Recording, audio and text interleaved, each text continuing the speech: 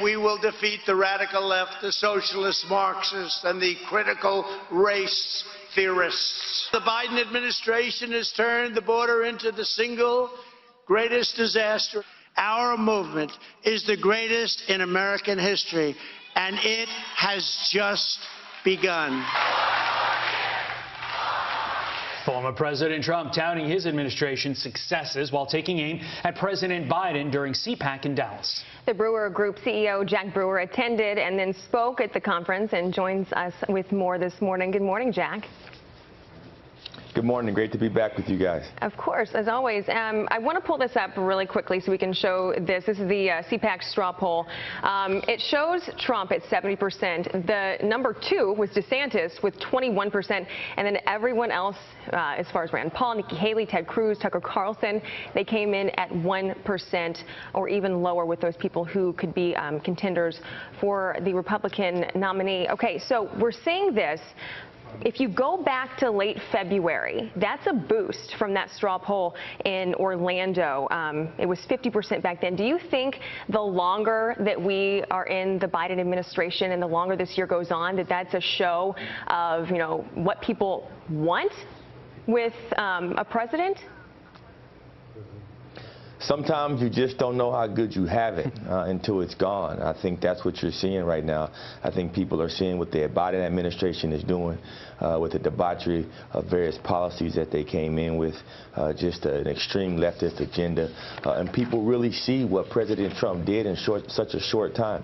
I mean, I don't care who you are. Every family's feeling it at the gas pump.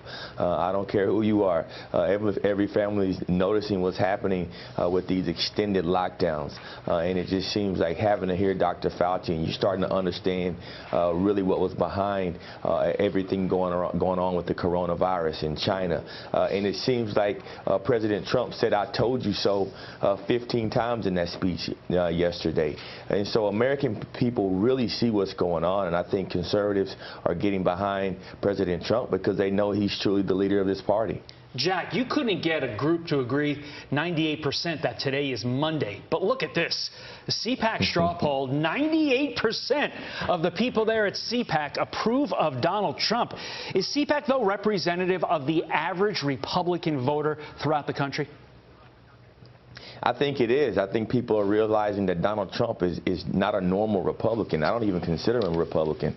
I was talking to Lawrence Jones earlier yesterday, and I told him, look at the policy. Look at criminal justice reform.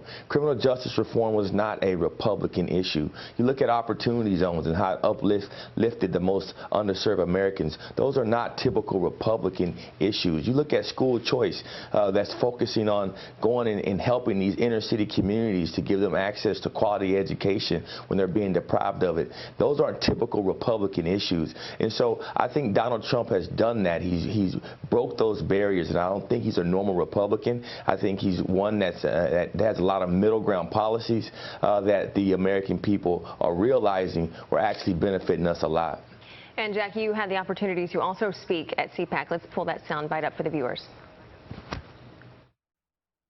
We are one nation under God. So we can't put our flag above God. We can't put our families above God. We can put nothing above God. Okay, and then as far as, you know, when you talked about cancel culture, I thought it was interesting because, you know, everyone pretty much calls it cancel culture. You'll hear it 1,000 times a day if you turn the TV on.